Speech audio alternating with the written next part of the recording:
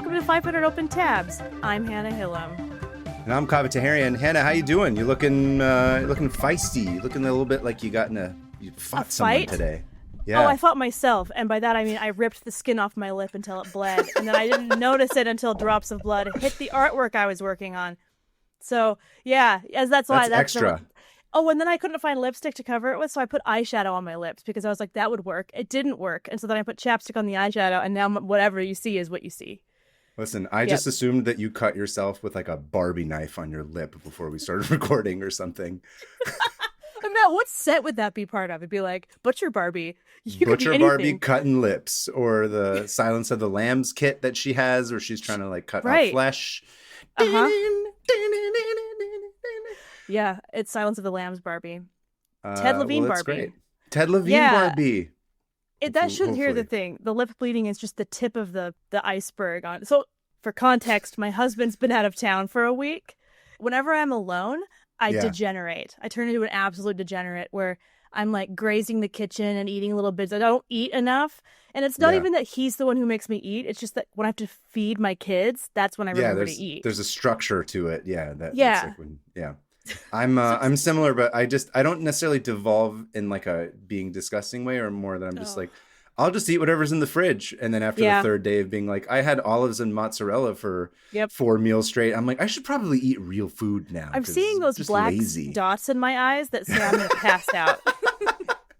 Because that was this morning. I fell asleep last night without eating dinner. And then I woke up and I was like, I'll eat some gummy worms for breakfast. Classic breakfast. It's I just, whenever I think I'm like an adult, my husband goes away and I'm like, I don't have any respect for the flesh sack that my brain occupies. And flesh sack that my brain occupies. All it is a burden to my creative flow. Eating? Oh yeah, it's annoying. Anyway, coming in until hot. You're done. Yeah, coming in bloody and hot. Yeah. How are you? Are you bleeding? I'm not bleeding. Anywhere? No, I'm excited because, as you know, this comes out on March 19th. Tomorrow is Nowruz. Happy Nowruz. Persian New Year. I'm very excited. It's my favorite time of the year. All of our different traditions that I've talked about with you at length. Yeah. Last year on the episode, we've been engaging in those. So, I'm growing some pretty dope traditions. You're going first this week. I'm going to be going first this week. And you ready? Is there anything you wanted to catch up on before we started? Just to mention. I covered everything. No, just a mention of we're going to be in Chicago in a month. When this comes out. No, not even. It's like in a couple 2 weeks. weeks. Yeah. So if you guys are going to be in Chicago, head to C2E2. Don't have our booth number yet, but we'll be there. We'll be in Artist Alley. We'll have fun stuff. I'm very excited. I've neither been to C2E2 as an exhibitor nor as an attendee. So this is my first time going. I'm very excited. Yeah. It's a good, solid people there. I love Chicago. Anyway, I'm excited to be there. I'm excited to be at the convention and meet new people. It's a whole new market. I'm excited to annoy more artist neighbors. Perfect. Come get annoyed by us at C2E2. It'll be person. Great. In person will bother you. Anyway. What do you have for me today? So, as you may have guessed, this is the very special Nowruz episode. So I'm going to talk about Persian stuff, unlike every other episode where I keep my mouth dutifully shut. Thankfully, you make way for me to talk all about the British Empire. Thank you. Yes. No, so it's funny. There's that bingo card in the Discord, and one of the items is you mentioning Persia, or just anyone mentioning Persia. But you know what? It comes up. We need more positive representation. Exactly. Okay? It's funny. That's my first note I had was about the bingo card specifically. That the adults, the kids in the Discord made. They're our age. Sorry, I walked we should probably all over link your those. No, you didn't walk over. I feel like we should link to it. If people cards? At home, if people want to play along at home, put them in somebody kindly made from the show notes. Yeah, a disco card. Disco card where you can silent disco while you bingo. No, one of the squares was mention of Persia, which I laughed really hard. It made me really happy, and those bingo squares were hilarious. They were very good. My favorite was like one of us mentions that we haven't eaten all day, and that was one of the first things I said this episode. So, ding ding ding. Hannah, if you remember, you and I had a conversation after we recorded the last Kumatab episode back in December. Yeah. Where Khordadian won. Yeah. And I had this like weirdly like emotional moment where I was you were touched. In a good Yeah, it was in a good way. It was after we recorded, after we had Yeah. finished recording, and I was like, oh, it's so weird. It was really exciting for me that like we have this show where we made this very like insane story that involved an aspect of my culture, which honestly, like I've been trained my whole life to keep like separate and like into its own little compartment, like separate from how I live my day-to-day life. So it felt very liberating to be able to like have like those two parts of me meet in a venue that was just for fun and insane and stupid. And it wasn't just like, oh, I'm talking to my cousins. It was like, I'm talking to my friends and then the audience at home. So it was really fun. And, you know, code switching kids will understand exactly what I'm talking about. But so I just wanted to say up front to you and to the audience that like, I really appreciate you guys indulging me, and it means a lot. And I'm very happy to be able to do this. It's weirdly healing in this specific way that I didn't know that I was going to be able to do until I was a little bit older. Surprising healing, where it's like baggage free. We get to talk, you know, you get to integrate the culture in a way that's completely baggage free and just full of like excitement and happiness. That dude's awesome. Yeah. I don't have to qualify it. I don't have to be like, oh, here's how this relates to the British Empire. I'm just like, this thing's cool. Yeah. Anyway, so if you remember last year on Nowruz, I gave a little primer about the holiday and the different aspects of it, which you might want to go back and listen to if you want like the full little skinny. I did like a mini tab on it. But if you're on YouTube, you can just click the little thing that pops up. Oh, right. We can link to the show notes to another one. But anyway, so today I'm going to talk about Chaharshanbe Suri, or as it's translated to English, Red Wednesday, aka the one where we jump over the fires. Oh, okay, good. Less like family murder in Game of Thrones and more of jumping over fires. That's I mean, fair. I guess you could theoretically push your family into the fire and murder them if you wanted to, and just be like, oh, it was a tragic accident and they burned to death. But meanwhile, now I have the throne. The throne of my... of Westeros. Yeah, there it is. Westeros, right? The famous Red Wednesday episode. Exactly. I know. Fires, though, once again, I'm sorry. It's just, that's the theme of this year. It's just going to be fire, fire, fire but over and over again. This is good fire. Yes. So there's actually a lot of aspects to this holiday that they do in Iran. But for us kids in America, we just got down to brass tacks and we're like, this is about fires and jumping. That's it. No flim flam, like woke liberal cuck, like Ajil for us. We're not doing any of that stuff. We are jumping over flames and that is it. That's it. This is America. We believe in freedom and fire jumping. That's it. Can I tell you something? Yes. It was really weird. Like last year you posted a picture of you like jumping over one of the, and it looked so dope that I gained like an entirely new level of respect for you in a way that I couldn't put my finger on. I was like, oh my gosh. Oh, I would follow him into like battle. Like it was like a weird brotherhood. I don't know how to describe it. It was like a whoa. Okay. This guy can jump. It was like, my old skateboarding roots came back. So I'm just sort of doing like this, like, rah! Like I'm just tucking my legs all the way up and just jumping unnecessarily high over this fire. Cool. The 14-year-old in me that like was obsessed with skaters, I was like, whoa. That's hardcore. Anyway, just wanted. I've been meaning to tell you that for like a year, but I felt like it was a dumb thing to say. But now I'm going to. But I was like, oh, whoa.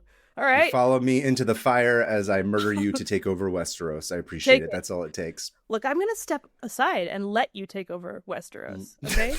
I'm going to be a good ally and give you the platform to take over Westeros. Continue. Anyway, so the long and the short of this holiday, or sort of like the most crucial part of it is we set up a bunch of little fires and we jump over them. Yeah. All the while declaring Zardi man as to, sorghi to as man, which basically translates to like, give me like your cleansing fire burning powers and take all my sickly pallor. You're doing like a vibe exchange of sorts. That's awesome. Yeah. You're basically like, I'm going to 2024 trauma dump on you. Bye. Thanks. See ya. See ya. I'm going to take all the good shit and you can deal with all my bad stuff. Bye. I'm going to take immediately all the also bad stuff of 2025 now. Yes, that's true. That's for me to take on throughout the rest of the year as the burden. I see. Okay, that's cool. So it's pretty much like, trauma dumping 2024 or the year before. Yeah, the year before onto the fire. Being cleansed for the new year. Starting off fresh. So because it's fire and fire is awesome when it's not burning down Los Angeles. Yeah. I hadn't really thought too much to look into the origins, in part because much of this holiday with me has always tended to be about making sure that like we're doing it right and not forgetting anything that they would have done in Iran And I've mostly been focused on like preserving the tradition until I got older. That gave me chills. What did? Yeah, I don't know. The preserving, I don't know. I just got like all emotional about that. Oh, expand on that if you I don't like. know. That's really cool. It's like the preservation of something that was lost and you don't want, it's been around for like thousands of years. And so it's like one more link in this tradition that. Right. Anyway, and particularly when you can't really go to the country for a litany of reasons. So it's very like, I'm very like focused on being like, I got to get it right. I got to get it right. But now that I'm a little bit older, I was like, oh, I guess I can. And then we have this show. I'm like, I could maybe just sit down and read a little bit about the history, which would be cool. And I finally did the night before I'm supposed to record a podcast about it. Despite being 41 years old, I'm basically still 14 when it comes to doing homework. Never learned your lesson. Nope. Me neither. I did this up until 10 minutes before. Yeah. So obviously there's a bunch of Zoroastrian stuff. That's part of it. They love fire, victory of light over darkness, the spring equinox, etc., so on and so forth. But there's arguably a link to the Shahnameh as well, specifically the story of Siavash. So of course, here's your copy. Let's see it. Ooh. This thing's huge. That is really pretty though. It's like gold leafed, gold embossed. This is like the best English translation you can find. And the artwork's amazing. Oh, there's artwork? Yeah, there's like... Oh, wow, yeah. That's gorgeous. It's a beautiful book. Oh, look at that full page. Yeah, no, this page killer. is full of all my favorite greens. My favorite green colors. Anyway, so I went back to... And, the Shahnameh, I've mentioned this many times before, but it's the epic poem of Persian kings by Ferdowsi. It's where my name Kaveh comes from. It's the story of the blacksmith that wanted to overthrow the snake shoulder king. Oh, right. Oh, that's the king he wanted to overthrow? Yeah, Zahok did because he wanted to sign a piece of paper saying he was a good king, actually. And if you know anything about me, especially these days, I would rather overthrow the government than sign an affidavit that something that I believe to be untrue. Yeah. Yeah, just like your namesake. I think you probably would die. Yeah, I'd be like, absolutely not. Anyway, so in the Shahnameh, there's a character by the name of Siavash, which translates to the one with black stallions. So our horse boy Nicola is going to be all about this story. Awesome. We need to get him on this show. I mean, I was going to say, if anyone's listening who knows Nikola Jokic, either personally, directly, indirectly, please send him our podcast. I don't even want to hear him talk about basketball. I just want to hear him talk about horses. That's the exact note I had too. That's all we want. I don't want him to come on. I don't care about basketball, okay? Nicola, I'm with you. I also don't care about your sport that you play.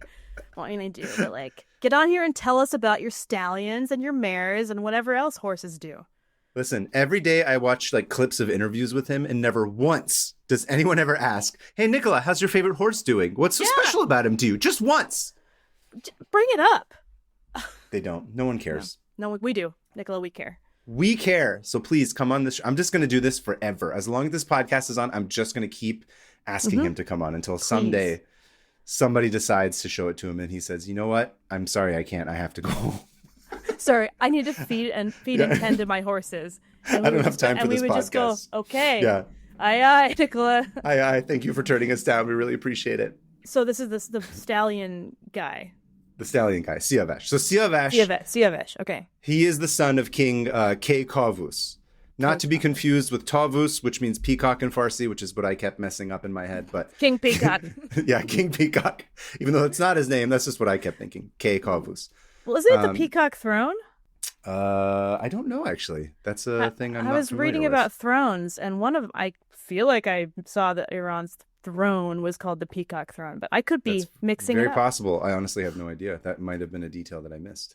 And if you remember correctly, what I've said before too is the book is just literally here's the story of this king, and then there's his, and you tell the whole story. It's like a little mini Shakespearean story, and then it'll be cool. And then his son was this guy, and then it's the whole story about his son, and it's another Shakespearean story, and then it's his son, and so it just goes on and on for however many pages this is. I mean, that looks like a lot. It's a lot. Anyway, so King Kavus, his soldiers had gone on this hunting trip. And they met a commoner woman who may or may not have been a slave. I'm not quite clear on that. Yeah. And she's really attractive. And they're all hubba hubba auga, eyes popping out, etc. Oh, yeah. Hitting their foot on the... Yeah, they're ooh, turning into a wolf. Yep. And they can't decide who's going to get to take her to like give the middest wienering of her life. Oh, and poor girl. They're just like debating back and forth. They're like, who gets to take her? And someone comes up with the idea that like, let's bring her back to the king and have him settle this matter. Is anyone going to ask her? No. Even, oh, wow. She's like, I'm just walking. She's like, and you guys want... Yeah. No, I'm not going to smile at you. Do you want to buy anything, or are you just going to sit here and fight each other? For who gets to sleep with me, and I don't want to do that to any of you. Look, I'm on her side. Believe women. Okay. Exactly. So hashtag yes all men. Yes all men. even epic heroes, okay? Exactly. So they come up with this idea. They're like, let's bring her back to the king and have him decide, because he's a really good king. He'll decide which one of us gets to bang her. And so they bring this lady back to the kingdom, and King Kavus is like, yeah, actually, I'm going to need you guys to go, like, patrol the gardens or something. And then he's like, yoink. And he takes her and adds her to his harem. Oh, honestly, best outcome of all of it. Like, at least you get to be in a harem. That's basically what he says. Yeah, I think he's just sort of like, I can take you away. You don't have to be like a whatever, like a peasant, slave, whatever. Like, I'll give you everything. You'll get to be part of, you live in the kingdom and blah, blah. I don't know. It's funny. And throughout history, like, as I read things throughout history, I'm like, if I were there, what would be the best case scenario for me? And oftentimes it's like king's harem, a king's mistress, like best case scenario. That's it. Unfortunately. Yeah. Yeah. So she's living the good life in the harem for a short period of time before she gets pregnant.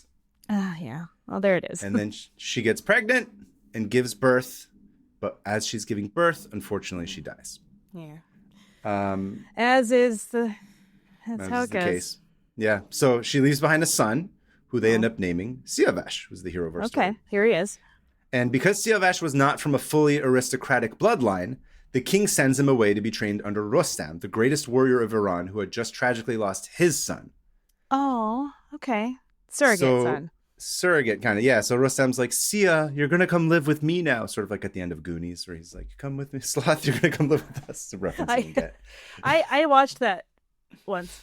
One time. He's like, you're going to come live with me now. And they go off to live in Zabulistan because effectively King Kavus outsources fatherhood to his best general. Who among us? You deal with this. I don't have time for this. Sean's always like, where's my best general? I'm sick of being a dad. I got to go find more bang maids, like Frank would say. When you said bang earlier, I thought bang maid. He's got a bang maid. I just want like a maid that I can bang, like a bang maid. Oh, so good. And so Siavash, he's living with his, surrogate father Rostam, and he grows up happy, and he's learning about all kinds of stuff. I don't know, like how to do drone strikes on civilian weddings or whatever a military dad is supposed to teach his son. Yeah, something like that. How to worship I assume the idea of the military to the point where you will turn against your own countrymen. And military-industrial complex. American military, not Iranian. Exactly. And Siavash grows up not only to be a great warrior, but also stone cold stone fox. Ooh, hottie alert. Much hottie like alert? Your boy. What am I, 80? Alert. Yeah. Oh, hottie stone alert. Cold fox. Nice. Just like your boy, young Stalin. Yeah, spoken. And pretty soon his talents and looks are hard to keep under wraps. Am I in love with him? Can I be in love with him? Sure, yeah. He's a good person. Bad? So okay. He's not bad. Okay, I'm in love with him. Basically, he's like a great warrior, super hot. His dad's the king, and the Rostam's like, okay, dude, I can't keep this kid under wraps anymore. It's time for you to go meet your proper biological father. Oh. And Rostam brings him back, and King Kavus is like, hot damn, I got some good ass genes. Look at me go. Look how hot my son is. Yeah. But you know who else was into his hot genes? Who? The king's wife and Siavash's stepmother, Sudabe. Oh, uh-oh. This turned into like a Pornhub search. And just like Buster Bluth, old Sudi's like, oh my God, I've been dating an old lady. Point with the point. With the brownish area with points. Brownish area with points. That's points. Yeah. And then suddenly Sudabe hatches a plan to just bang her stepson. And she's like, oh, come help me in my chambers. I'm stuck under the bed, much like you said. Oops, come help me fix this washing machine. I can't get out of the washing machine. Oh, my head's stuck here. Siavash, can you come help me, please? A situation we've all been in. 100%. And Siavash wisely sniffs out what's going on. He's like, yeah, I gotta go, bye. Like, I'm not gonna do this. No. Because he's smart. Yeah. He's not only got good looks, he's got good brains. He's got big brain. What did you call it? Flesh sack? His flesh sack is holding a good brain person. Meat sack. The flesh sack that his brain lives in is a good one. Is a good one, exactly. Brain, he's got a good flesh sack and a good brain. He is a double threat. Well, they say in theater, a triple threat if you can act, sing, and dance. Yeah, he's a triple threat because he can dance. I don't know. Go on. Dance. He can also dance. He's a very good dancer. I mean, I'm sure. We can all dance really well. Yeah, Persians. It's part of our culture. Anyway, so he doesn't take the bait. And by some miracle, Sudaba is able to unstuck herself from underneath the bed/laundry machine. And blessed. She decides to change tactics. And she goes and talks to the king, and she reminds her husband that Sia's got a bunch of half-sisters that he's never met that live in the harem. He should probably go meet them. And the king's like, yeah. No. Oh, no. He's like, yeah, bro, I do bang a lot. That's true. LOL. Set it up. If it were me, I'd be like, I better not. He's just like, send my son to the harem at once to go meet his sisters. And then at the harem, they throw this like epic party for Siavash to come to visit. Okay. When he comes to visit. And all these ladies are there, and everyone's like smelling nice and like dressed up, and they're, putting on their lotion or whatever, Whatever they do in harems. Whatever. Dying I don't in childbirth, all of it. Perishing right and left. And sure enough, when he's there, Sudaba, his stepmother, greets him. And again, very forward. She's like, oh my God, hey, how are you? I'm so glad you're here. It's actually laundry day, so I'm not wearing any underwear. She drags the dryer into the room and then gets stuck in it. The portable dryer. Yeah. It's like, oh, oops, I fell in again. I fell in again. I don't have any underwear because it's laundry day. It's so hard. Can you help me out? And Sia's like, yeah, sure. No, thanks. Sorry, I'm going to go meet my sisters now, but sorry to hear you keep shitting your pants. Good luck. Bye. Bye, Mom. Bye, stepmother. Man, the stepmother trope goes all the way back, doesn't it? All the way back. There's way back. Oedipus. I guess Oedipus was with his real mom. Or was that his stepmom? I don't care or remember. Go on. I believe it was his real mother. Worse. But he doesn't know that it's his mother and father, I think, is the whole thing. Right? Yeah. It's been a while since I've read about Oedipus. But anyway, Sudaba, she doesn't give up. I mean, these are Persian people we're talking about. We're stubborn as shit. Since I only have Persian friends now, thanks to you, like literally that's the only friends. Like even in my day-to-day life, I'm like, I guess I'm just hanging out with Persians. It's very stubborn, which is awesome. Yeah. That's why we get along. Yeah. You're one of us. That's why I sought you out. I was like, you seem bitterly angry about certain things that you can't let go. This is a person I can be friends with. What did you say that I'm being from Utah makes me one of the Christendom's freaks? I said you were like that. You're a minority white person. That's right. I was like, you're the white person that other white people are like, what's wrong with you? So I was like, we have the minority bond. The code switch bond where it's like, I need to keep the way I was raised completely apart from my normal life. Ironically, white people are also suspicious of you, despite you also being white. That's the funny part. Yeah. I was like, that's a core thing that it's an experience that people don't understand. So anyway. Woo! I will say to a much lesser degree. Like, I'm not saying it's 100% for 9/11. Yes. Okay. We were just, blamed for the worst TLC reality shows on earth. All right. None of which I've seen. I'm happy to say. Me neither. I can't do it. Don't know. No. Anyway, so Sudi's like stubborn and she's annoyed, but she's not going to give up. So she has one more idea, which is to tell her husband, the king, once again. She's like, dude, listen, Sia's totally like the best. And you did such a great job at raising him and like everyone loves him that I think Sia should marry one of my daughters, like my one daughter, actually. And the king sort of thinks to himself and he's like, yeah, you know what? The royal astrologers did prophesize that a magnificent king would be born to Siavash. I think this is a good idea. We should do it. So he calls for his son and Siavash comes in and he tells him the great news that he's decided on a wife for him. And Siavash is like, listen, Dad, cool, awesome. Like, I'll marry whoever you want, but can you please just keep me the hell away from your wife? Because I don't want to be with her alone. It makes me extremely uncomfortable. Yeah. And he's trying to like balance this. Yeah, but he's trying not to like offend, because at this point you can't just be like, bro, your wife's trying to bang me because it's just, who knows what'll happen. Oh, yeah. So he's trying to be. There's a whole etiquette around that. Yeah. And then the king sort of laughs it off and he's like, no, she's just a really, really good stepmom. And she's trying to give you like the best advice. There's nothing sus about her at all. Don't worry about it. And then my favorite line from the reading. Yeah, right. Thanks, Dad. This is my favorite line that I thought you would like. It said, quote, Siavash had no choice but to smile and bow his head in acquiescence as a great storm raged inside of him. Whoa, I love that. Did you just describe my entire young adulthood? 100%. Oh, that line stuck out to me and made me laugh. I love that. Also, what a great, I'm not going to Persian explain, but everything you've told me. Yes. That's just sums you guys up. Like, bow my head in acquiescence is great. polite to a fault while being deeply angry at everything. Rage. Yeah, just rage underneath a polite exterior.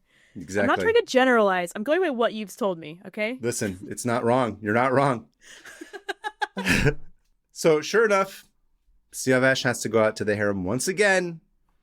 And this time, Sudaba just comes out and declares her love for him. She's like, enough pussyfooting around. She tells Sia, like, listen, you should marry my daughter. But once the king dies, we can finally be together. And we can like, rule and it'll be dope. I never wanted that. But and he's like, yeah. And he's like shitting his pants now. He's just like, I don't know what to do. He's kind of freaking out. But again, what did you say? Good brain meat sack person. He's got clever. Good brain, good meat sack. Yeah. He's got good brain, good meat sack. And so he tells her, he like figures out a way to sort of finesse it. And he's like, listen, you're so exquisite and beautiful and special and magical that only a king can be married to you. I'm like a half-breed, like regular dude who grew up like learning about drone strikes. He's like, I'm not really regal. Like I'm just like I'm hot doesn't mean I'm king material. Yeah, he's like, I'm not worthy of you. Oh, he's like, smart. You should just, but you know what? I'd be so stoked to marry your daughter. That would be such a great consolation prize. Like, don't even worry about it. Like, it would be my greatest honor to do it. I'm so sorry, but thank you. And he just sort of runs away. Yeah. Understood. Understandable. And Suri's like, he's playing hard to get. I like the guy. I like the ones that play hard to get. And she bides her time. I like the stepsons that play hard to get. Yeah. She's like, oh, listen, okay. And she comes up with another plan. Can't she just ask him to make another stepson for her? I guess the age gap would be insane. Yeah, he won't be a hottie too, the way that he is. Right. Remember, Siavash is a stone cold fox. Yeah, gets it from his mom. Yeah. So she's like, whatever. Okay, fine.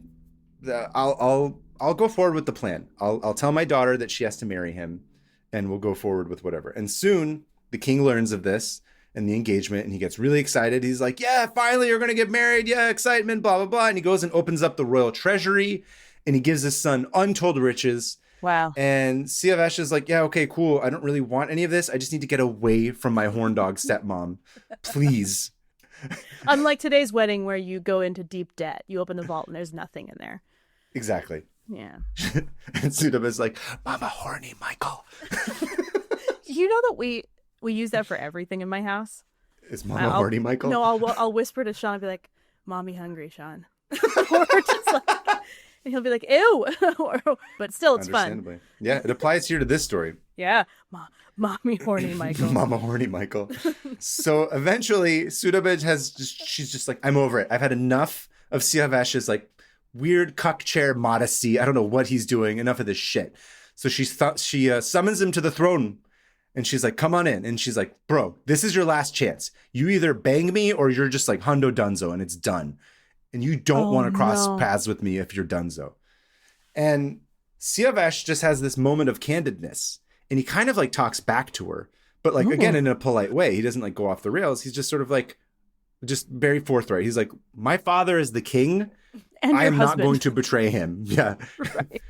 And you are the queen. And furthermore, you should be above committing a sin like this. Like, that's not very regal. Like, what are you doing? She's essentially being like, if you don't bang me, you're grounded. Yeah, not cool, Mom. Anyway, I don't want to get grounded. And can't go drone striking if I'm grounded. Can't go drone striking anymore.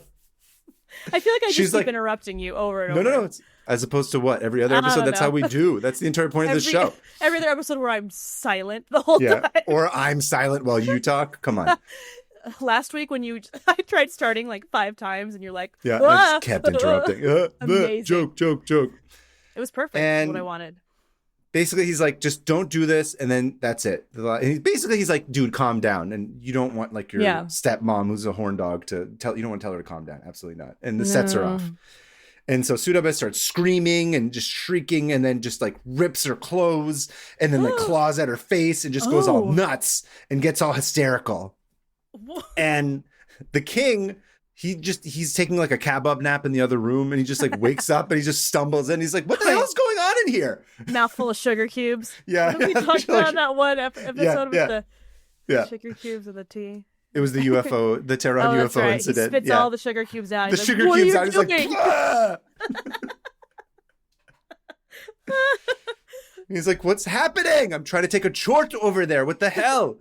Nap King. And what is he's the Nap King, exactly. And what does Sudabes do? She tells her husband that his son came on to her. Tried to have his way with her. Exactly. This is just a Bible. Let's look at that from the Bible too. Yep. I don't remember the names. Joseph and the Bible. The Pharaoh's wife. Look at that. A tale as old as time. Now, despite generally being false rape accusations, a tale as old as time. Yeah. Generally speaking, despite being aloof, King Kavus was like, this doesn't track. This doesn't really all add up to me. So he gets all like SVU, and he brings in like BD Wong, and like they're just like trying to do whatever. There's no traces of anything that like shows suspect. Also, Siavash is sort of like in the corner, like all frozen and scared, and just being like, I don't know what to do. Like I didn't ask for any of this. Yes. And so King Kavus is like, yeah, I don't think this is a thing, but if I take up this matter properly, then I'm going to have to like decapitate my wife, whom I kind of still love. I don't really want to do that. This. Yeah. Also, she's originally the princess of like a nearby kingdom. That's who I married for like alliance purposes. And I don't really have the energy to deal with like redoing that alliance. Was not on my 2025 bingo card. Yeah. He's just like, he's like, you guys, come on. He's like, do you know how much work this is going to be for me? He's just like, look, listen, let's just do the dad thing and just we'll pretend this didn't happen and we'll not talk about it anymore. Perfect. Great solution for everybody. Excellent. I'm going to go back to my kebab nap. Yeah. And of course, Sudabes is like, nevertheless, she's going to persist. She can't deal with it. She's just like, now you made a fool of me. Girl boss. I mean, yeah. Girl boss. Evil girl boss. Evil girl boss. And apparently she was pregnant with twins at this time. Oh my. And so she goes and finds like this witch, and she's just like, you need to like give me a double miscarriage so that I can use that as a weapon against him. This lady's insane. She's totally nuts. And the witch does like the whatever double miscarriage, and then she uses it as evidence. She's like, see, your son tried to impregnate me, and there's these two babies that were his, and they're bad. And so again, the king is like, what? What? And he takes these babies to the whatever, like the royal court, and they're like, yeah, no, these are actually children from that were like, she was impregnated by the devil. That's what this is. They're not from Siavash. Yeah. Which I think is really funny because theoretically that means that they were the king's children. So basically they were like, you're the devil. The king is the devil. Ouch. He's like, ouch. Yeah. And so he's like, oh, I don't know. And then, but she doesn't back down. She keeps going. And then King Kavus is like, look, you guys, being the king is like so hard. Like, all I want to do is just bang ladies in my harem. I hate leading. I don't have to like make decisions. Just whining. The worst. Yeah. Slams his door. Yeah. And he goes and speaks with the high priests, and they all sort of like consult, and they all agree on trial by fire. Oh. And they're like, listen, this is the only way that absolute truth can be ascertained. Okay. Siavash has to ride through fire. And if he's innocent, he's got nothing to worry about. Okay. But if he did do something wrong, your son will immediately burn to death in front of you. Oh. He can just make another one, but not that hot. Not as hot as that one. Yeah. And Kavus is like, great. Sounds super fair. Let's do this. Sounds normal, like the normal thing someone would do. He's like, oh, I don't have any control over this. That's what the high priest said. So we got to do this now. It's absurd. It's like that. It's like that old timey. Like you can tell that this has been through generations. This story has been passed down. Yeah. And here and there, or maybe not. No, because it was straight up written by somebody. Never mind.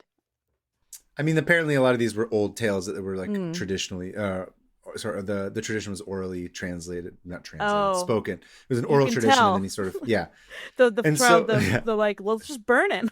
Yeah, let's just burn him. And so the king sends for firewood, just all this firewood. Great. And the servants go and they grab it and they just make these like 2 massive piles, like the size of mountains. Oh, cool. And everyone in the kingdom shows up because they're like, did you hear? His son's probably going to burn to death. This is going to be awesome. Let's see this bored. shit. This is just another Saturday afternoon. Let's go watch someone get burned to death. And Siavash shows up and he's dressed all in white. This is an important part of the story. He's just wearing the purest clothes. Even though it was after Labor Day, he was still wearing white. That's like a fashion Siavash, come on. You're the prince. And he can't. He doesn't need to look good because he's already handsome enough. He can wear whatever. Right. It's fine. Anyway, he shows up wearing all white, symbol of purity, and he's riding his trusty jet black horse, who's named Shabnam, which means the color of night. Ooh, Shabnam. That's where Nicola perks up and he's like, "Did someone say horse? Someone say Shabnam." He like knows every horse legend just by being near horses. He's like, he's just imbued with the knowledge. Oh my god! Shadowfax.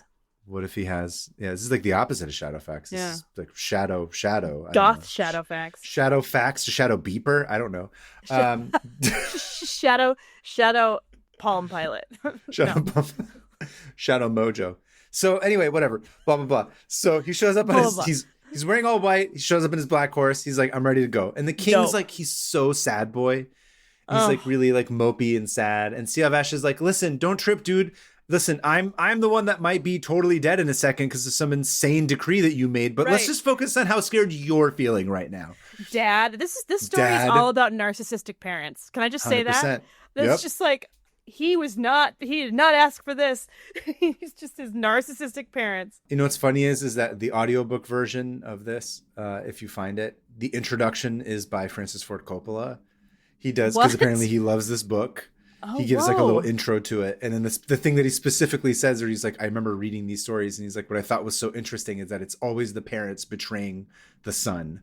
He's like, it's never the children betraying the parents. It's always the other way around. He was like, and I had never read something like that before. I was going to say, that's not really a common thing in other mythologies that I can think of. It's usually the parents that are there to like, chastise the wayward son or whatever. Exactly. But anyway, so Siavash is like, I got this. Don't worry. I'm pure of spirit and pure of heart, whatever. And thankfully, he had truth on his side. Yeah. And so Siavash gets on his horse. There's these giant flames that are just massive, the size of mountains. And he just rides directly into them. Yes. That's so hardcore. Oh my, that's like the contrast of the black and white just riding through flames. That's dope. So the Persian miniatures, that's like a style of painting. It's been drawn over and over again. So I can show you a couple of these interpretations of them. Whoa. Oh, that is so cool. I should have been sending you art this whole time. I kept forgetting. Sorry. Everyone's like, whoa. Oh, yeah, look at that. Oh, he is hot. I'm just kidding. Quite literally. Ooh, hottie. Oh, that's dope. Look at these pictures. Look at him. And there's his stepmom. Is she in the window right there looking at him? That's a good question. I assume so. His dad's like, oh, he's alive. Yay. Cool. And his stepmom's like, now how do I bang him? I gotta get in them pants. Those white pants. I gotta get in them. Okay, this is really cool. I like how they draw the flames. Yeah, the flames are super cool looking. Yeah. It looks like paisley almost, but like as fire. Like a pattern. Yeah. Anyway, so sure enough, he valiantly rides directly into the flames and comes out on the other side unscathed, as is his horse, which I thought was interesting. His horse has also got like the power of truth on his side. It's a sinless horse. Sinless horse. But he just basically goes through huge flames, comes out the other side, not a speck of ash on his pure white outfit. Wow. He sort of does one of these. He's just like, I'm looking good. Dad. Look how honest I am. Yeah. And because he was pure of heart and pure of intention and everything was fine, he came out unscathed. The crowd cheers. The king cheers. Everyone's like, yeah. And then they were all hype and they partied for like 3 days. Just high-fived over and over and over. Just bam, bam, bam. Yeah. Yep. Yeah. Woo! And then they like partied and danced and ate food and kebab and sugar cubes are spilling everywhere. Everywhere. Straight mainlining chai, all kinds of stuff. Posting it on Instagram. Instagram stories galore. These guys were like... This is the best. Yeah. They had the best party of all time. And eventually, you know, the party's over and they're like recovering from their hangovers. And then the king kind of wakes up and he's like, oh, right. I guess I have to like kill my wife now. Ugh, Oh, right. I That was forgot. the other option. 'Cause she was a total liar. And he's sitting there and he's like, fine. He's like, and he's like, I don't want to. Totally dragging his feet. Yeah, I want to like, kill my wife. And he grabs his sword and he's like getting ready and he's like, okay, I'm doing it now. Look at me. I'm gonna chop her. I'm gonna kill her. And before he does, Siavash is like, he just steps in and he's like, bro, just come on. Listen, you don't have to do this. Just spare her life. And it's a little bit of like, you know how they do. Bitches ain't shit but hoes and tricks, bro. Don't worry about it. Like, bros before hoes. Bros before. You can't trust them. He's like, this is just what they do. They just try to bang you until you try to kill them. Yeah. He's like, she doesn't know any better. She's a woman. What do you think? Oh, no, this story, women lose in this story. Oh, 100%. 100%. Just discarded at the second one of them has a sexual desire. Oh yes. No, killer. This is not a progressive story. This chapter of this book is not. Myths usually aren't. Yes, it's a way to like keep women, remind them of their place. Yeah, and the king, he was like, thank God someone said something because I really didn't want to do this. I did not want to kill her. Boy boss energy. Yeah, super boy boss. He's like, thank God. Fine. Okay, we're not killing her. Let's just forget it. Let's just pretend like this never happened. Okay. Okay, Dad. They're in family therapy later, and he's like, you always do this, Dad. You just pretend like things don't happen. You tried to kill my mom. Anyway. Exactly. Anyway, and whatever. The story of Siavash continues. There's a whole bunch of other stuff that happens. But for the purposes of this, of Chaharshanbe Suri, they're basically like, that's essentially, so it's not confirmed. I couldn't confirm that it's sort of what they say, but there's no like official, it's not in the book being like, and then the holiday came from this. But yeah, but the theory, I could see that this would be part of it. Yeah. So the story essentially goes that this is why Persians celebrate the last Wednesday of each year with jumping over the fire as like a way to sort of cleanse. Oh, cool. And then begin the new year. And then I think, so we do it here in the States on Tuesday night because Wednesday in Iran is, there's the time difference. So if we were to do it on Wednesday night, it ends up being Thursday. So you're doing it in Iran time. Correct. Okay. So usually we'll do it on Tuesday night. So by the time this episode comes out, we'll have already jumped over the fires last night. Go check that Instagram story, guys. Yeah, you gotta put something on there. Jot that down. Jot it down. Anyway, that's part of the legend of Siavash that relates to jumping over the fires, and which theoretically may have been part of the inspiration for Chaharshanbe Suri and the desire to cleanse. That was dope. Thank you.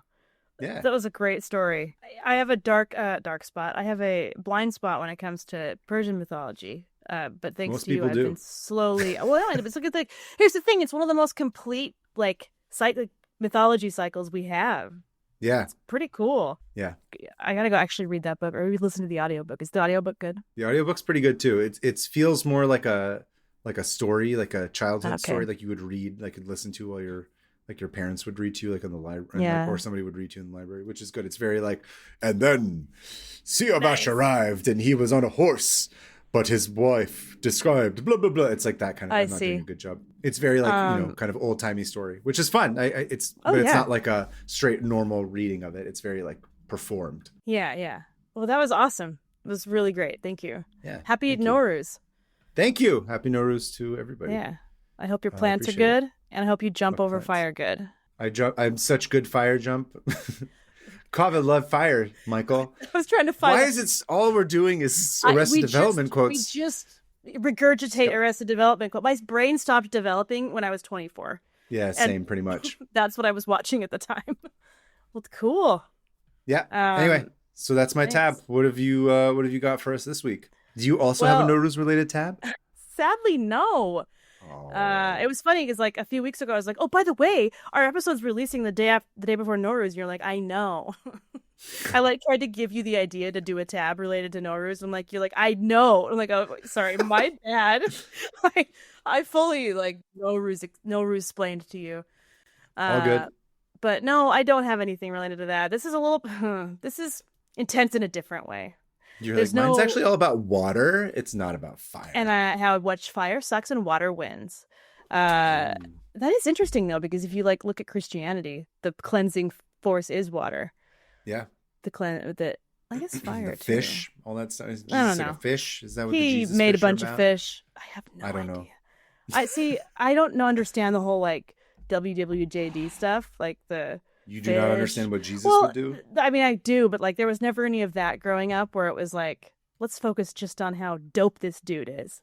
You know, it was. Anyway, it doesn't matter. Not about that. So, well, it is because it's kind of about Christianity, but not in like a. Your tab's about Jesus today, is what you're saying. I am here to tell you about our Lord and Savior, our Lord and Savior Jesus Christ, and how you can achieve eternal life. I'm intrigued. I never heard that before. No, so mine is. I'll get into it. So, as you know, I went on a road trip last week to Seattle to visit some friends and to, as you said, accidentally go to the con, but no one was there. I was going to say, for the point of reference, this is the trip that you took before you actually went to Emerald City. Not that time matters in the sense of this podcast, but I've been. This was the first trip you did to Seattle this year within a span of like 2 weeks. I was in Seattle for half of the month of March, and I drove there like an idiot. Like the last time I drove up there, I was like, oh, that's fine. I'm never going to do that again. And then I did it again. And I forget that it's like a 16-hour drive with like stopping and stuff. Oh, wow. Yeah, that's a long time. Yeah. So driving home, it was great. Seattle was great. Rained the whole time. Loved it. Could live up there. But it makes Sean sad to be in the rain all the time. So I couldn't do that to him. But I could easily live in the rain forever and ever. But I drive home. And this drive home is beautiful. Have you ever driven up there? I have not driven from Seattle, no. Have you ever driven through Northern California? Is that a real question? Yes, of course. No, like north, like Eureka. Oh, like upper. No, not where you live. I'm sorry. I was like, what? Is that a joke? No, like the part of California everyone forgets about. That's like the north. Sandwiched between like Santa Rosa and Oregon. No, I've not been that far. I've not driven around up north. So like the tippy tip. Yeah. The tip of... I've not touched tips with Northern California, with California and Oregon. I've not done the tip touching Oregon and California touch tips. That's what they call it. The tip touching tour is what it is. The tip touching. You go all around the nation and go to every part where a tip touches another tip. All the tips touch. No, I have not touched those tips. Yeah, those Tell tips me about are... it. Well, I was driving and for lunch we stopped in some like quaint little town. And this place is beautiful. Like Mount Shasta's there. Gorgeous, rugged terrain. It's very pretty. And I don't remember this town we stopped in, but it felt like I wasn't even in California. Like I was like, I feel like I'm in a different weird mashup of a bunch of different places. And it was made even more so when I walked out of the bathroom and some man in a cowboy hat was like, howdy, ma'am. And I'm like, well, interesting. No one in California has ever spoken like a cowboy to me. And I knew that there was like, no, have they talked to you like that? Yeah, I have to say there's pockets of the East Bay that have like weirdly very like cowboy-ish kind of vibes to them. There's a bar in my old town. It was called the Roundup Saloon, which has been around like forever. What? There was like a weird cowboy streak where I went to high school. I don't know why it was, but it was. That's like when I went to high school, everyone was into ska. We had those too, but there was like a cowboy contingent, like kids who wore like cowboy boots, like who did farming stuff. Yeah, I don't really understand. You're pretty close to this. That was a little more close to like the central corridor of like farming and stuff. I guess. I don't really know. Anyway, it's not totally odd to me that somebody would be like howdy cowboy with a hat on and stuff. Okay, because it was a little bit like I went from like Seattle through Oregon, and suddenly there's a howdy, ma'am. And then every bunch of people were wearing cowboy hats, and I felt like I was just like not in California anymore. And so I walked back to the car, and I'm like, okay, there's more cowboy hats. Okay, now I'm noticing things are very like Gold Rush Town and like cowboy. And as I got back on the road, I was so wrapped up in the beautiful, rugged landscape of the place that I almost didn't notice the gigantic sign that said, "Welcome to the state of Jefferson." Oh, you went to the state of Jefferson? Have you heard about the state of Jefferson? Oh, yeah, I have. Holy cow. What? How has this been here the whole time? Apparently, a bunch of people in this section of California call it the state of Jefferson. How did you hear about this? How did you find out about the state of Jefferson? You know what's funny is it is an open tab on my phone somewhere. I swear to God, I have a tab open about it. Yeah. I'd never read. I was like, I want to say it was a conversation with like Joe and Ario when I was in Sacramento or something. Oh, because Sacramento is like a beef. He had like bone to pick with Jefferson. Yeah, I feel like is when I was visiting family in Sac is that it came up, and I was like, oh, this is weird. I should. But that was like a year ago when I had opened it. I'm gonna tell you about this. You beat me to the tab. This is one of the first ones that's ever happened. We have an overlap right here. But I didn't really read it. It was one of my open tabs where I was like, I should read about this someday. And then I never really did. So great. Well, we're going to hear all about the state of Jefferson, which is the proposed 51st state of the Union. Yep. And it wasn't always the proposed 51st state. It was actually one of the very first Western areas that wanted to form into a state. Mm-hmm. And let me walk back a little bit. So I saw this sign and it just this huge thing that says state of Jefferson. And I opened up your eyes. Huh? And so I like told Siri, because I forget everything I see every second of the day. I was like, Siri, look up the state of Jefferson. And she was like, I can't understand you. Your phone's been dropped 70 times. So I had to like pull over and type it in. And my daughter was like, go, what are we doing? Yeah. I'm like, sorry, your mom's insane. Yeah. By the way, the other day, my daughter was like, Mom, why do you have to know everything? Because I was like, what kind of plant is that? And I start looking it up and she's like, why do you have to know everything? And I'm like, why do you have such a know-it-all? Fair point. You're like, anyway, because your mother has a podcast, which means I'm insufferable. Deal with it. And then sunglasses drops down on your face. Shut up. And if I didn't do this at the podcast, I'd be telling you all of this stuff. Yeah. Okay, kid? You're lucky. You should be thanking me for doing this. Exactly. This podcast puts food on the table. Yeah, the food on the table that's like in the invisible, hook, the imaginary hook that they're all splattering they're all just sitting there eating empty bowls. That's the food it puts on the table. Delicious invisible soup. Yeah. Thanks, guys. You're doing join the Patreon. Peter. Just go join the Patreon, you know? Please. Okay, so I thought that's odd. This is weird, so let's look it up. So when I finally got back home after 9 more hours, I just dove into this state of Jefferson, which is, this goes back all the way back to the gold mining days, and when they first discovered gold in their hills or whatever. And gold in them hills, yeah. Oh yeah, there's gold in this hill. Let's go secede from California. Let's go roll down it while we're 69ing with other rich people. Woo! Did you already forget the holding hands 69 rolling down the hill? Of course I did. That was 4 episodes ago. That was your Spite House episode. Was it? Do you not remember this? I remember. But this was like here's the thing. San Francisco was like gold rush like for rich people. North of that was like gold rush for garbage people, like trash. Yeah. Like, and I say this as my grandpa is from there, that area. You say this as a fellow trash pile. Yeah. Oh, absolutely. Okay. And there I mentioned my grandpa, so that if you're doing the bingo card, you can check off Hannah mentions family. All right? So jot that down. As I get back. No, I just skipped ahead. So give me a second. So even before California was made a state, people were debating what would become of the Oregon Territory, because it was like owned by the U.S. and England and Russia and Canada, like on and off. And everyone's like, this place is dope. Russia owned part of it? Yeah. Russia used to own all of Alaska all the way down the Canadian coast into Oregon. I didn't realize it was that far down. Yeah. So when people were like Oregon trailing, they were like, we're going to go to this the Russian territories, to Russian, British, Canadian territories. That's so weird. I had no idea. Yeah. So Thomas Jefferson, Old Tom, one of the most racist of our founding fathers, which is saying something. I was going to say. He wrote a lot, like constantly, and he always had these crazy ideas. And one of his ideas was like, you know what? How about we just like do a whole new country out there and call it like the Pacific Empire or the Pacific Republic? And he had this like kind of idea, like, yeah, that would be cool, because look, they have their own, like the Rocky Mountains kind of split this nation out, they split this land up, they can have their own thing.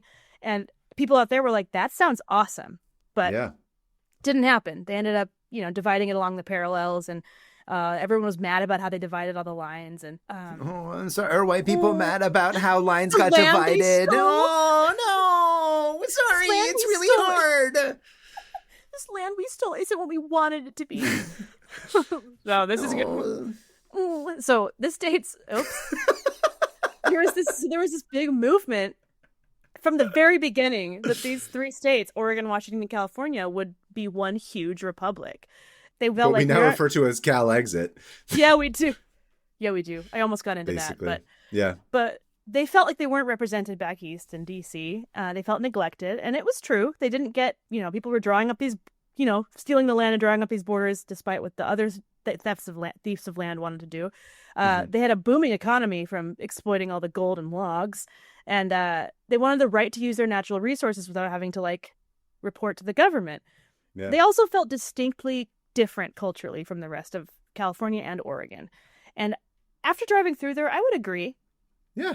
Yeah, now I know, they're Jeffersonian, as they call themselves. And there was a huge distance between Salem and Sacramento. And so there just wasn't money getting to them. There was no help with stuff. They just felt completely abandoned. Yeah. And after California's statehood in 1850, they were like, okay, we actually have to do something about this. But the whole plan got interrupted by that pesky Civil War in the 60s. I heard about that one. Yeah. It was rough. Look, states' rights. States' rights to own people. Come on. That's what our country is founded on. So the idea went dormant for 70 years, right? And then it gets revived again in 1935 when the residents of Northern California are like, our roads suck and we have logs to ship and whatever else we do. And there's no ports. There's one port and it sucked. Yeah. And so it's it's too mountainous to have a port. So these roads were really important. They're like, you want us to export stuff? Give us better roads. And Sacramento's like, we don't have money. We're too busy giving into the war or whatever. Actually, no, the war hadn't started yet. Never mind. No, 35. I don't know my dates. I don't know what's happening in Sacramento in 35. You know what? Probably the same thing that's happening now. Nothing. So fast forward to 1941. In October 1941, this charismatic mayor of this place called Port Orford in Oregon, his name was Gilbert Gable. Guilford. I'm Guilford Gable. Gable. The mayor of Port Orchard. I don't know why he has a southern accent. He does. It's canon now. It's canon. He's an East Coast native transplant who's a journalist. He could be, yeah. He's a journalist, or he's kind of this all-around jack of all trades, but with charisma. He's very charismatic, a slight alcoholic, which they go hand in hand sometimes. Usually that's usually how it goes. A slight alcoholic. Yeah. It depends on what kind of alcoholic you are. Functioning. Sometimes if you're highly functioning, slight alcoholic, that's a good time. Yeah. And he was eccentric, more show than substance, but he was like, you know what I'm going to do? I'm going to transform Port Orchard. Not Port Orchard, that's a city in Washington. Port Orford. Good thing he didn't change that one. Port Orford. Orford. Port Orford. Okay. He's going to transform Port Orford into a bustling port to ship all the stuff out of and fix the road problem. So I'm going to take all these orphans that are hanging out by the port, turn it into a bustling shipyard. None of that. I don't know. Sense. This voice isn't really working. It's not my strongest work. It's up there. Just kidding. People of Jefferson want to end us now. 3 boxes of the bingo card could have been checked off in the last 2 minutes. Oh, we promised it at the beginning of the episode. We're like, this one's just going to get all full. Okay, so he built this port and this harbor and this dock, and then everyone's like, this is awesome. And then a storm promptly swept it all into the ocean. Because bummer. He didn't do a good job. He didn't know. But that spurred everyone to be like, hey, we actually need to fix this road problem. Yeah. We're kind of annoyed. These stupid liberals in Sacramento, there were. The liberal cucks in Sacramento are sitting around worrying about, I don't know, Enron. Instead of helping in us. 1941. So this reporter from the San Francisco Chronicle named Stanton Delaplane, such an old, Stanton Delaplane. That is a Simpsons character name. Yes. I'm Stanton Delaplane. that sounds like somebody that Mr. Burns would reference to Smithers. I was just ahoy hoy. I was speaking to Stanton Delaplane yesterday, and Smithers yeah, Sir Stanton Delaplane has been dead for 150 years, but You're so right. That is. So Stanton Delaplane. Delaplane was this 35-year-old reporter who was like, I will take any crazy story. Can you imagine a person calling themselves Stanton Delaplane coming to your house, asking me questions? I'm going to be like, I have to be truthful. Sorry, stop. Your name is Stanton Delaplane. I can't lie to you. Who named I can't hide you? the truth. So Stanton Mr. Delaplane was like, this sounds like an interesting story. Everyone up there is like, let's make a new state called Jefferson. So he heads up there, and Stanton was known to be like a colorful reporter and sometimes would exaggerate and sometimes would like, make a big deal about nothing. And so your name is there. Stanton Delaplane. What are you going to do? Write like straightforward? Listen, if I see that name, I'm reading it because it's going to be colorful. I need to hear the gossip from Stanton Delaplane. He even helped, so he gets up there and he teams up with Gilbert Gable to like... Gilly Gabe and Stanton. My name's Gil. No, it's Gilly Gabe. Gilly Gabe and Stanton, and they started kissing. Nope. So there's no gayness in this story. Just kidding. I like to imagine I'm sorry, Stanton and Gilly Gabe, 100% there's gay stuff happening. They immediately kissed. They're like, whoa, wow, love at first sight. Love at first Stanton and Gil. I don't know. So Gilbert was like, I have this idea to like make this we're gonna reignite this old what is it? Movement. I got panicked there for a second. Movement to make the state of Jefferson. And Gilbert, and Delaplane was like, all right, I can get in on this. And he helps him write a Proclamation of Independence manifesto to publish. Nice. And he states that Jefferson was in patriotic rebellion against the states of California and Oregon, and that they would attempt to secede from California and Oregon every Thursday until it worked. Listen, this is always a good idea. When you get a bunch of white people together in the woods wanting to secede from things and writing a declaration against the government, they're going to become always ends well. Either serial killers or they're going to secede. That's just, there's two pipelines. Or a militia. Or a militia. Like mass murder of some sort. We'll get to the militia part in a minute. Yeah. So it was really tongue-in-cheek and like kind of sarcastic of like, we're going to do this every Thursday until you listen. They're like, every Thursday? Come on, how about every other Thursday? I have like bingo on one of those Thursdays. I have tap dancing classes. I can't go to this every week. Alyssa's going to be so bummed out that I miss her tap dancing classes. She will not secede. She has practice. She can't go to it. Anyway, sorry, continue. So they gathered at the Wairika, this city called Wairika, which I need to look into that name. Wairika? Like, is it next to Eureka? Nope. Okay. It's up north. You know that picture I put on the Discord Wairika? of the lady? I don't know. What? Yeah. Oh, how Rika? That picture I put on the Discord of that lady sitting in the bathtub. The Wairika, the 5 Hurika, what Rika of journalism. The Wenrika. That's what they teach you in journalism school. Mm-hmm. But that Gilbert picture, Gottfried, what was his name? The other guy? Sorry. You know what? It doesn't even matter. Not Gilly, the other one, the one with the cool name. Stanford. I don't know. What's his name? Stanton Delaplane. Okay? These old, you know what? White men, I've had enough of them. I'm sick of them. I've had it up to here. Stop naming your kids this. If your son is white, I've had it up to here. Don't name them Stanton. Don't give your son your maiden name. It just makes him into a white supremacist, okay? That's like number one requirement for a white supremacist. Be named your mother's maiden name, all right? I'm old Hillam.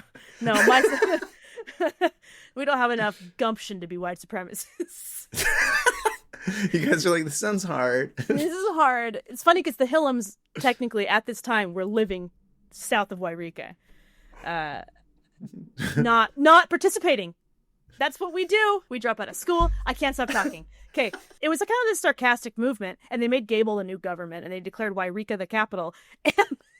So it was meant to be cheeky initially. It wasn't like a real declaration. Okay. And here is the flag they made. They made a flag, and this is the Great Seal of the state of Jefferson. And it's a green flag with a circle in the middle that's yellow, and it says the Great Seal of Jefferson. And it looks like 2 X's in the middle of it that look like an old-timey jug of like moonshine. That's what it looks like. But those 2 X's represent the double crosses, being double crossed by Salem and double crossed by Sacramento. Spite. And I'm going to say I'm kind of on board with the level of anger in this. No, not going to lie. It's hold on to that. It sounds like it doesn't go well, but just at least at this stage, it's cheeky and it's like cool. Spiteful. I'm all aboard. And but yes. They made their own motto, which was, "Our roads aren't passable. They're not even jackassable." That is the most, as you said, functional alcoholic kind of line that you can write. They're jackassable. I don't know. Ship it. Get me another gin martini. More white nonsense is what this is.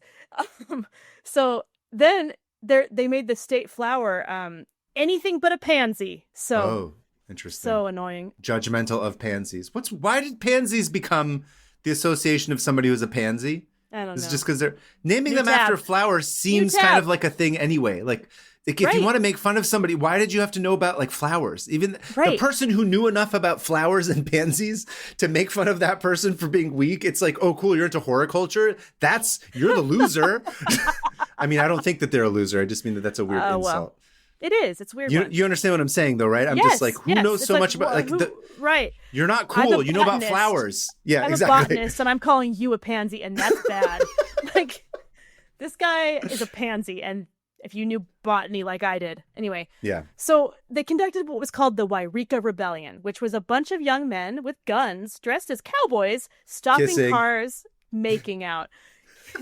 Being called pansies, stopping cars and handing out their declaration or their proclamation of its independence. And like this reporter, whatever his name was, Della, whatever, with guns, they would hold to like draw attention and to make it so that people would actually stop. Because like if you see a guy with a gun, you're probably that's called stop. threatening people to take your stupid pamphlet. Don't you know? That's called liberty. Yeah. If you have a gun, that means you're better than everyone. Also, my favorite Mitch Hedberg joke is like, when you come out of a concert and they'll hand you flyers. He's like, all they're saying is here. No, he says, all they're releasing. He says, here, you throw this away. That's what they're doing. They're just like, here, you throw this away while I hold a gun. Well, people kind of got on board. They're like, this is funny. Like, these guys are out here every Thursday. Did they really get on board, or are they afraid of all these people with guns handing out flyers? Well, the interviews I watched, they were like, oh, it was a fun time. Whatever. Again, because would you want to go against that with the massive amount of people with guns? No. I would also just be like, this is a cheeky idea. That's great. I love. Great. Succeed. Yeah. Don't kill me. Thanks. But Gilbert Gable, somebody described him as, this lady's like, he was fine. Not as nice as his wife, but he was fine. Okay. So someone could say the same about me. My wife. Everybody loves my wife. You Huge don't fan of help my that wife. at all. You're always like, here comes my wife. She's better than me. I can't wait till you can meet my wife. Sarah reference, than me. bingo card. Boom, boom, boom, boom, boom. So they're like, we got to get this on newsreels. Because remember this reporter is like, let's do this. I'm all in. I need this story. So they reenact it. So all the things you see in a newsreel, it's just all reenactions of this. They even literally told the crowd to laugh and clap. Please laugh. Please clap. Please clap. Jeb Bush is there. Time traveler Jeb Bush. He's directing the newsreels. Oh, please clap. Please clap. It started gaining half joking, half serious popularity. And in the short time that November that the stories ran in the Chronicle, and everyone loved it. Even state senators were like, "Yeah, we're on board." Let's And things were heating up. And on December 2nd, 1941, Gable and Delaplane got together to plan the last, final, and biggest publicity push for this movement. The two drank, with Gable already a very functioning alcoholic, drinking significantly more than Delaplane. And after their meeting, Delaplane went home. And the next morning, Gable was dead from a heart attack. Oh, shit. Straight up died. That's like the worst publicity stunt I've ever heard of. Fun. Dead. And everyone's like, oh, our movement, our fun joke movement. It's gone. But then everyone's like, no, we're going to make this new governor named John Childs. And he's just kind of this other guy. I didn't look into him because his name didn't intrigue me. As we all know, a week later, the day of infamy, December 7th, 1941, Pearl Harbor happens. I've heard of that one. Yeah, the Ben Affleck movie. It comes out. Yeah, it's I didn't see it, of course. I don't watch movies, so I don't know what Pearl Harbor is. I haven't seen that one either. Yeah. Only thing I know about that movie, I think that's the one where Michael Bay forced Ben Affleck to go get caps on his teeth or whatever, because he was like, "Your teeth look stupid. I'm gonna pay for the studio to fix your teeth." You got Boston trash teeth. Yeah. Sorry, I got caught up thinking about Ben Affleck's teeth.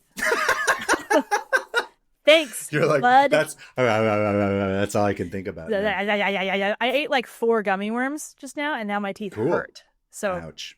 Yeah. Anyway, Pearl Harbor, famously, the island of Niihau, which was an episode that was episode 4. Episode 4. One of the first like really big fun stories about this Japanese pilot who crashes on this forbidden island in Hawaii. Great episode. And it absolutely upends the entire island, and someone kills someone with a rock. It's awesome. It's a good time. I always got to bring up the fact that while Pearl Harbor was happening, my grandpa skipped church and shot his friend in the head on accident. As one does. As one does. And his friend survived. He's fine. But this was happening in the state of Jefferson. Technically in the state of Jefferson. My grandpa was accidentally grazing his friend's head with a bullet. But so the movement died with the outbreak of World War II because suddenly those roads they were complaining about got fixed. Yeah.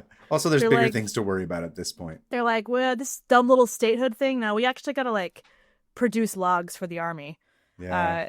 So they fixed the roads. Big old redwoods too, right? That's what they all got up there. Beautiful. Yeah, gorgeous. They're all gone now. Yeah. But we needed wood because we needed to. That's how we stormed the beaches of Normandy with spears. With that's spears how we beat made the of Nazis. redwood. We just slapped one Hitler giant on the face. spear. That's why we needed so many dudes, is to all carry one big giant redwood spear across the water just to stab Nazis together at once. Straight through their big Nazi hearts. No, awesome. We made a paddle and just smacked Hitler with a redwood paddle. That's how we won the war. Man, I want to kill him again. Travel in time. That's what apparently everybody has to do. You're obligated to go back in time and kill Hitler. It should just be a given that that's what you do first. Okay, everybody? So now everyone's like, economy booming. We like Oregon again. We like California again. We're going to stay where we are.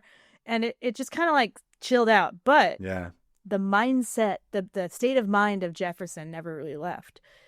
And the point where people were like, no, we are Jefferson. We're at least a separate like culture. And we still consider ourselves Jeffersonian. And we still call this place Jefferson. And this movement kind of just held on as like kind of like this dormant thing of like, it was a new identity for them. Yeah. Their belief was that they wanted this state because it offered freedom, open spaces, and independence, which, sorry, you stole the land. And many considered it a geographical region that they were really proud of. So today it's still a movement, but no longer tongue in cheek. It is not a joke anymore. Yeah. People take it really seriously. And this is where it gets not fun. Okay. With their signs up there referring to it as a state, like welcome to Jefferson, Jefferson, this and that. And people are still kind of leaning into that cowboy frontier look. Like those cowboys who staged the Wairika Rebellion all those years ago. And it started to gain traction again in 2014, right? 2014, back in the okay days.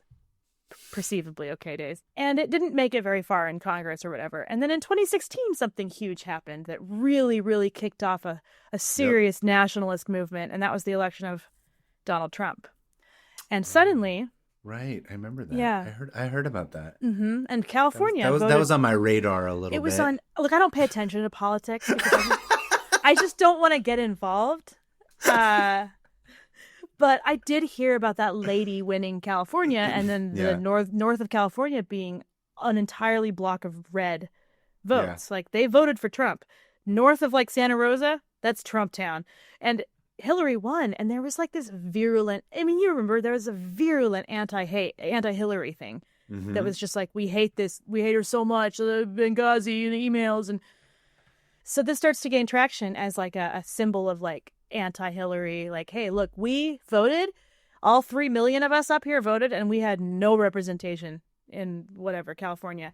And so it starts to they start to talk again about Jefferson and being welcome to being Californian, by the way. That's fundamentally the most Californian thing, is that we all voted for one thing, and then the rest, despite providing for like whatever 6th largest economy in the world, right?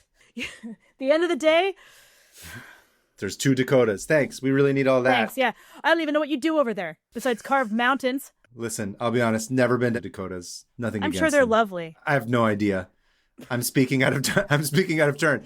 I just don't like that California has so little influence when it comes to this state. When it comes to this kind of shit. I'm like, come on. We have 2. Okay, it's fine. Anyway, all I'm saying is the irony of them feeling upset that they voted for one thing, and then the rest of the state. And I'm like, yes, that's being from California.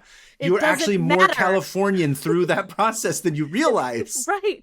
Welcome. We're all here. Welcome. Yes. That's strangely, ironically, the most relatable thing about you is your frustration with that. And the flag is kind of cool. Yeah. This could have been a learning time. Could have been a learning opportunity for them to just. But instead, it was bond with the rest of us. Lady bad, man good.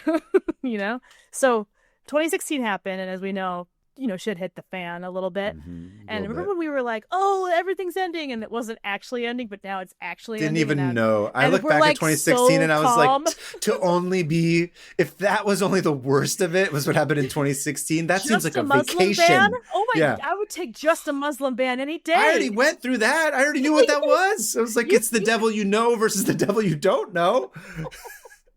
Then 2020 rolls around, and COVID made everyone insane. Yep. Sorry, I'm sure there's lots of great people in Jefferson, okay? Beautiful state. Beautiful area. I just don't agree with how you voted. And the fact that you were anti-mask. And so that was another reason they wanted to secede from California. And at this point, Oregon's like, we don't want anything to do with you. Like, at this point, it's just California. And Oregon's like, we're good. Yeah. We have, sorry, I got derailed by my anger about the current time. And so as COVID did, it kind of pushed people to the extremes. And so there was a lot of anti-mask. Made everybody a little bit nuts. Yeah, me included. All of us, yeah. All of us, yeah, in some way or another. I think I was actually legitimately nuts. But anyway, I just wanted to point out that it is now, the idea of Jefferson is now a rallying point for white supremacists. Oh, great. Yeah, because as if they need more rallying points. They've had enough. This entire country is a white supremacist rallying point, and it has been for 200 years. Okay, you've had your time. You've been on top. Wow. All of our white supremacist listeners. All you're made up of is recessive genes, and I can say that because I am also only made of recessive genes. Okay. Listen, we hope that our white supremacist listeners manage to say subscribe to the podcast. Please, and hopefully contribute. Pay for us. No, actually, if you're a white supremacist, eat shit and die. We don't want shit. You. Do not contribute. As if we even need to say this. Right. So I want to point out that not this whole time Jefferson's been in the talks and stuff. It's always kind of been a white supremacist rally. Can we just call it the pillow fort of Jefferson? Because it's not a state. It's not legally recognized. This is the equivalent of fort. Yeah, the cardboard. I'm like, these are just kids deciding like, this is the state of Jefferson. And I'm like, there's no legal recourse for any of this, right? You're cosplaying as like. Yeah, this is just a pillow fort. This is pillow fort of Jefferson. Okay, the pillow fort that is called Jefferson, that is up there in Northern California. So I need to go back a little bit too, because it's not new that it's a white supremacist rallying point, because back in the 1850s, when they were trying to become their own state, they were starting to be kind of like scouted by this group called the Knights of the Golden Circle. Okay, I already hate them. Whoever white they are, garbage. Like, they're seriously? knights of something. A Knights golden of circle. Anything. Oh, go to your little castles, because they called their little things branches. They're branches of their little secret society castles, because they just want to. By the way, Knights of Golden Circle. I'm just hoping that this is like a dance crew that they're all doing. Like they all want them to come and be like, dance for me. I want to see your best moves, and then they have to come out and do like a flash dance type like jazzercise number for them to be able to be part of the. Just picture like a bunch of Confederate soldiers jazzercising. I'm beautiful. I'm like, you can dance. Can I be part of the Golden Circle? Thanks. No, you're not white enough. Ma'am. This Knights of the Golden Circle is this not-so-secret society who couldn't shut up about themselves, of white supremacists who wanted to create a new country called the Golden Circle, which sounds so stupid. And it would be like wrapped around the Gulf of Mexico, down to the top. Careful, Hannah. Now we can't get into the White House. Oh no. Oh, I was hoping I'd get one of those medals they give you for being a artist Golden or whatever. Circle. Yeah. Golden Circle. Continue.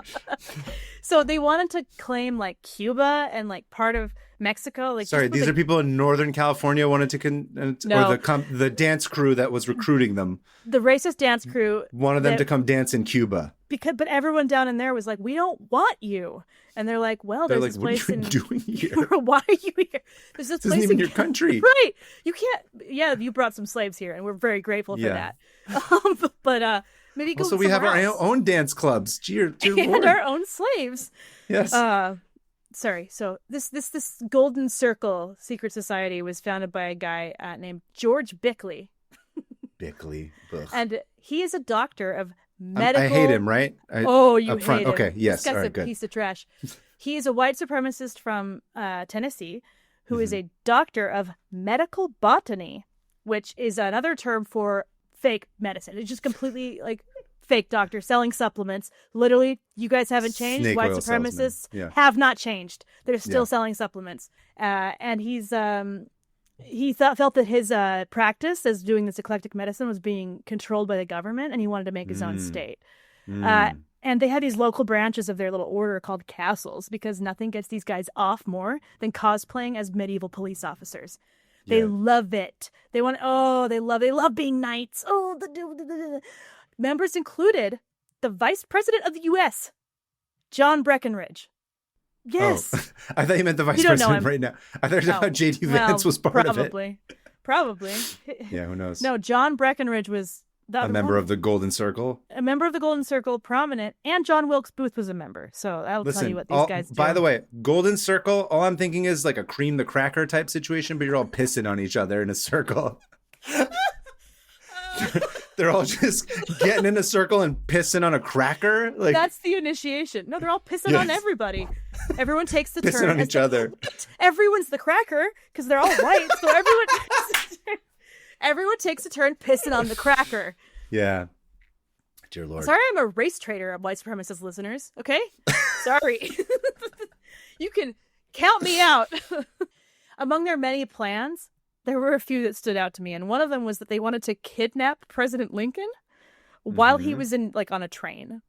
Like, they would defile a train like that. So they were going to capture him, in the words of them, capture him in Baltimore and replace him with the former Vice President Breckinridge, who is a ardent white supremacist. Anyway, these guys got involved somehow in Jefferson, and they're like, this kind of sounds cool. Maybe we should, focus our efforts on Jefferson, California now, and making that Pillow Fort a state. And people, it did not catch on, because they're like, because one of their big rules was, we're going to allow slavery here. We're going to bring slaves. Even the state of Jefferson's like, yeah, bro, no really, thanks. They were like, we just want to pan for gold. Yeah. And smoke weed. We don't want slaves. And so it didn't really, but there were people who moved there that were white supremacists, and there were people that kind of kept this attitude. So this is not new. Point is, white supremacy is stupid, but it's also very much alive, and they are all around us, and they are trying to do stupid things like this. So I'm laughing, but they've never gone away. No, they just went quiet. So they've been slinging fake medicine and trying to secede for the last 200 years. Anyway, so that's Jefferson. And while it's a beautiful place, I don't believe in it. And I don't think it should become a state based on white supremacist, leanings. And I wish it would have stayed a joke. The end. Yeah. The Pillow Fort Jefferson, not for us.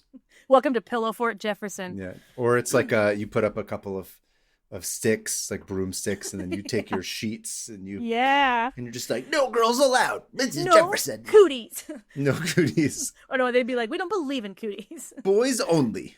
White people so we can only. all kiss and piss on each other. The state of Kiss Pisserson. The state of Kiss Pisserson. My name is Kiss, son of Pisserson. Son of Piss. Actually, that was my mother's maiden name, was Piss. Pisserson. My name is Pip Pisserson Stanton, or whatever. Okay. Anyway, thank you for that tab. Yeah, so jot that down. Okay, so now's the part where we're going to close our tabs. Yes, please. We've done fire way too many times. I feel like we need to do something other than fire. How about we do a bunch of piss? Can we piss on our tabs? How about someone saying, howdy, ma'am?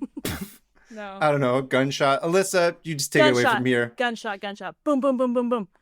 You want to count us down? Yeah. Yeah, I do. 3, 2, 1. Howdy, ma'am. That's just going to be it. Just howdy, ma'am. Howdy, ma'am. Tipped his racist hat at me. Okay. So the first email is from Derwin from someplace far away. It's a quick from one. Something? You always say that. Yeah, it's Mr. Snrub from it's the Sorry, who? Did you make that up? No, it's Mr. Burns, because it's Snrub. It's Burns backwards. I don't remember that. It's like a town hall meeting, and they've got a bunch of money, and they're trying to decide, and he's just like, oh, and he puts on the mustache, big twisty mustache, and he's like, hello, I'm Mr. Snrub, and I'm from someplace far away. And he's like, yes, that will do. I think we should pump the money back into the nuclear power plant. Dude, I wish that I had the type of neurodivergence that helped me remember quotes, but I don't.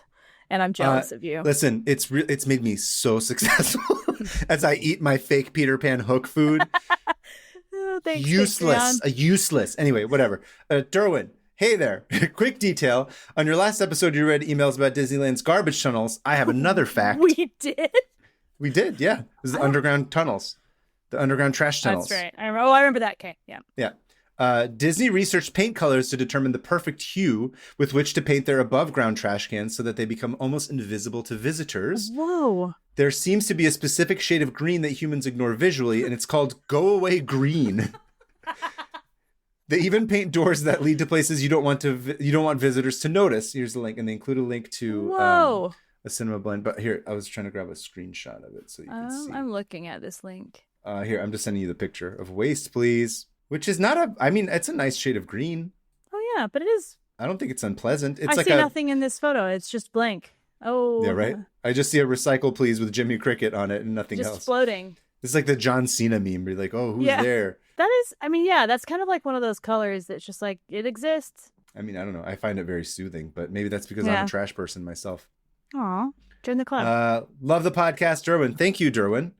There's also a bunch more information on this article. Oh, that's cool.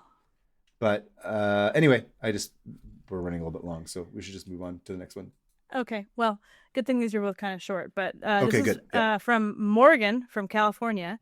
And Morgan says, hey, gang, long time, first time. I have a tab I need somebody to see.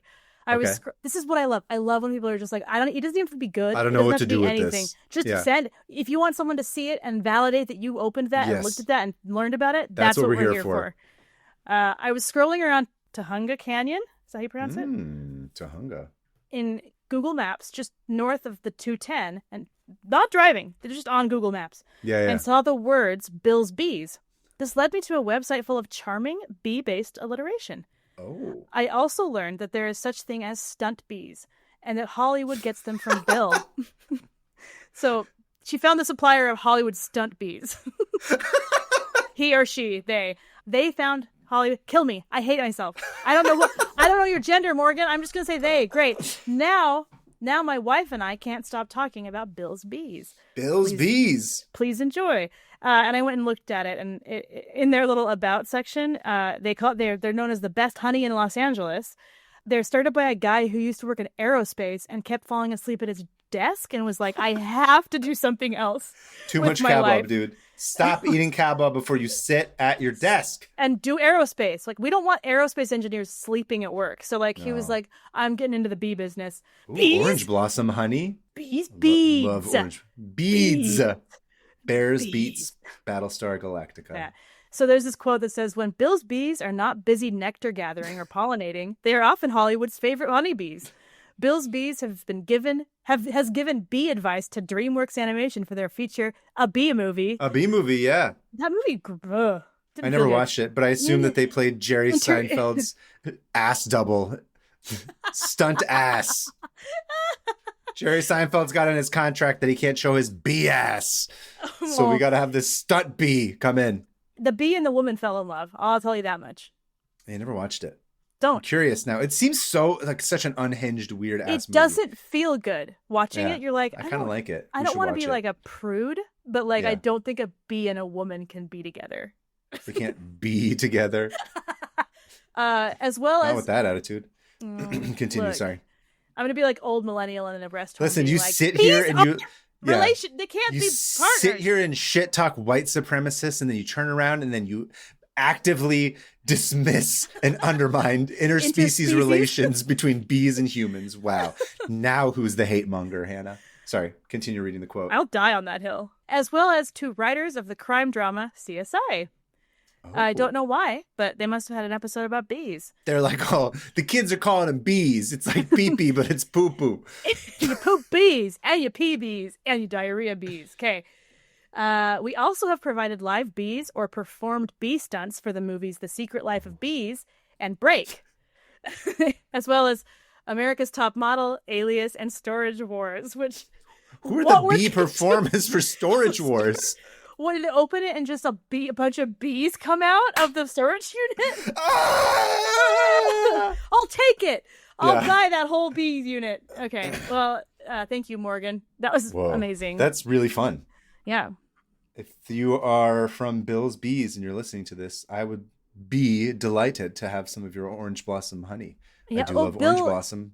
Bill goes around to farmers markets. You can go to all farmers markets all over LA and buy his honey. Listen, I'm trying to get free sponsorship food. Oh, right. Bill. Bilbo. We'll give you a shout out, Bill, if you bring us your bees. And yeah, not come on bees. the podcast. Yeah. And then he's going to be like, and then I had stunt performers in the middle of the 500 Open Tabs podcast where both hosts started screaming as they got attacked by bees, talking about the kitchens for shitting and the Gwen Stefani toilet, whatever. I don't know. We're not reputable, are we? No, bingo. Bees, bingos. Anyway, thank you. If you also have a random tab that you'd like to submit, please go ahead and email it to 500opentabs@gmail.com. That's 500. Send us your tab. Let us know who you are, where you're from, and explain a little bit about what it is. Additionally, if you'd like to do a voice memo, we can take those. Some people just write them out, then they read them. It's fun to hear your voices because that way we know you're real people and not weird AI bots that are just sending us emails.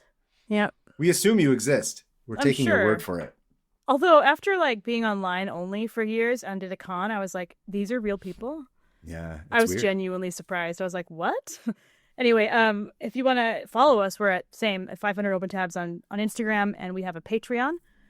You can join that so we don't have to eat invisible food anymore. And my family can eat real food. And we also have a YouTube. Subscribe. You can see all the cool pictures, and you can see all the sweat dripping from our brows as we scream at each other. Yeah, and go on the Discord, too. You can get those bingo cards. Oh, also, we'll link those. They're fun. We'll link those. And thank you. Don't forget, we're going to be at C2E2. Once again, reminder, we're going to be in Chicago. I believe April 11th through the 13th are the dates. Yes, I think so. Which is that Friday through that Sunday. We're going to be in Chicago. We're very excited. We will have a table number for you very soon, but get ready for that.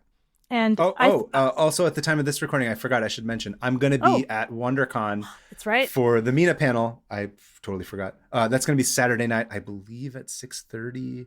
I'll have details on it on my Instagram, which is @permafriends. And then also I'm Commentarian on Blue Sky. Please come check it out if you're able to. Also, Alyssa's there. Yes, Alyssa's going to be there. We don't have a booth number for her yet, but she has a booth there, and she's got some pretty dope stuff that she's rolling out. I'm really excited to see her have printed and ready to go. Yeah. Been working hard on this free podcast as well as her own art. So make sure she gets money. Please. We can't give her the money. Can't do it. You can. Yes. I was going to say, I realized that people who listen to this without knowing who we are, we never talk about the fact that we are cartoonists and we drop pictures. It's really weird that anyone would listen to this podcast not knowing that about us. I just assumed that that's how they would have found us. But we're not. We're cartoonists. That's our job. Yes. We drop pictures, and then we go to Comic Cons, and in our spare time, we yell at each other about white supremacists. Yes. So, we are both cartoonists. Actually, cartoonists are different from just drawing pictures. We write and illustrate together. That's what a cartoonist is. Not together as in you and I collaborate. I mean that we don't draw just drawing or just writing. It's both together. So right. It's comics. I should say. In my case, it's graphic novels or it's strips or whatever. Cartoonist covers all of that. So yeah. If you're interested in getting any of my books are available at blacksmithfilms.com. You can also find all that information on my Instagram profile and whatnot. Yep. But I've got a couple books. You got more than a couple. Yeah. You got 5. Yeah. Anyway, thanks, guys. We'll your stuff can be whatever. doesn't I can't. I've closed my shop for now because. Oh, okay. Well, then you'll have to go to Chicago Comic-Con. C2E2 to find Hannah's stuff in person. Yeah, but if you want to go to at Hannah Hillam, you can wait. And I'll announce when my shop is back up. I just need to hire an assistant. Yay. And that's it. Woo! Okay. In the meantime, thank you guys very much. Excellent episode. Thanks for listening to me talk about my culture and then also countering it with a white supremacist story. Yeah. Wow. I felt racist really gross. Much? I felt gross about that. I'll tell you. You were like, I want to celebrate my culture. I'm like, I'm about to scream about white people. It's the Neapolitan appeal of our podcast is that you get to learn about a different culture, then you get to learn about white supremacists, whatever you want. Pick your flavor. But in the meantime, I will see you at the Gwen Stefani tribute toilet, Hannah. I will see you at the Gwen Stefani tribute toilet without any bees there. Let's hope there's no bees in the toilet.